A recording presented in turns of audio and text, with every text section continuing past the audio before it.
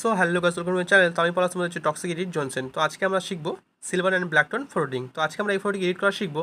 তো চলো এই ফটোটিকে এডিট করার জন্য আমরা সর্বপ্রথম লাইট রুমে চলে যাবো। তো বেশি কোনো ভাট আছে স্টার্ট। তো ভিডিওটি ভালো লাগলে like comment share and subscribe করে দাও চ্যানেলটিকে। তো চলো লাইট রুমে যাওয়া যাক।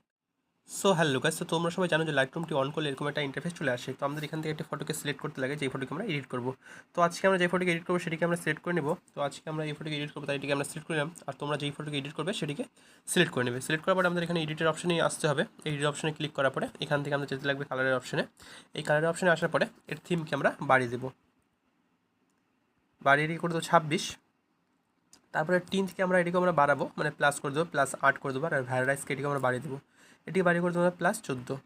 তারপরে আছে স্যাচুরেশন। এই স্যাচুরেশনকে আমরা বেশি বাড়াবো না, এটিকেও 8 করে দেবো বাড়িয়ে। তারপর এখান থেকে আমরা চলে যাবো উপরের দিকে। উপরের ডান দিকে দেখতে হচ্ছে মিক্স টুল, এই যে কালারিং গোল অপশনটা, এখানে চলে যাবো। এখানে আসার পর আমরা দ্বিতীয় অপশনে চলে যাবো, মানে দ্বিতীয় কালারে চলে যাবো। এই দ্বিতীয় কালারে আসার পরে হিউকে আমরা 0 রেখে দেবো, আর স্যাচুরেশনকে আমরা মাইনাস করে দেবো। এটি করে দেবো -22। তারপর চলে যাবো লেমনেসের অপশনে, তার নিচেই এটিকে আমরা করে দেবো -14। তো তারপর চলে যাবো নেক্সট কালারে, ইয়েলো কালারে। এখানে আসার পরে হিউকে আর স্যাচুরেশনকে আমরা -100 করে দেবো। তারপরে লেমনেস আছে, এটিকে আমরা কমিয়ে দেবো, এটিকে করে দেবো -22। তো এটিকে 22 করে দিলাম। তারপর চলো নেক্সট কালারে, এই গ্রিন কালারে। এখানে আসার পরে ওর হিউকার সিচুয়েশনকে আমরা -100 করে দেবো। আর এই লেমন আছে, এটিকে আমরা -30 করে দেবো, -30। তারপর যদি তার পরের কালারে একুয়া কালারে, এখানে আসার পরে এই স্যাচুরেশনকে শুধু -100 করে দেবো। আর এর হিউ আর লেমনেসকে আমরা 0 রেখে দেবো। তারপর এখান থেকে আমরা করে দেবো ডান। ডান করার পরে দেখতে পাচ্ছ নিচে ইফেক্টের অপশন আছে, মানে কালারের নিচে ব্লার, তার নিচে ইফেক্টের অপশন। আমরা ইফেক্টের অপশনে চলে যাবো। এই ইফেক্টের অপশন আসার পরে এর টেক্সটটাকে আমরা 0 রেখে দেবো। আর কালারের এটিকে আমরা বাড়িয়ে দেবো। এটিকে বাড়িয়ে করে দেবো আমরা 22। তারপর হচ্ছে ডিএইচ, এটিকে আমরা বাড়াবো, এটিকে বাড়িয়ে আমরা করে দেবো 14।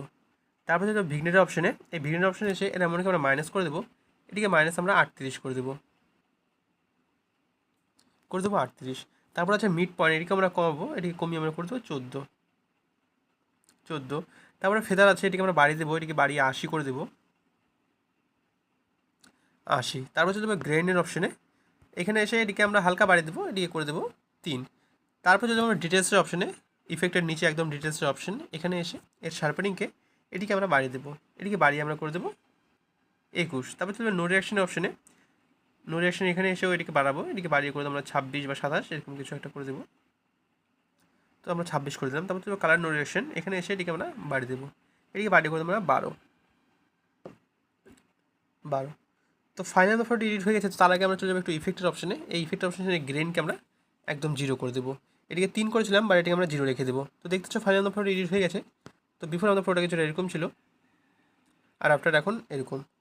তো ভিডিওটি ভালো লাগলে like comment share and subscribe করে দেবো। আর চ্যানেলকে নতুন এসে থাকলে চ্যানেলটি সাবস্ক্রাইব করে দেবো, এরকম ভিডিও আরও দেখার জন্য।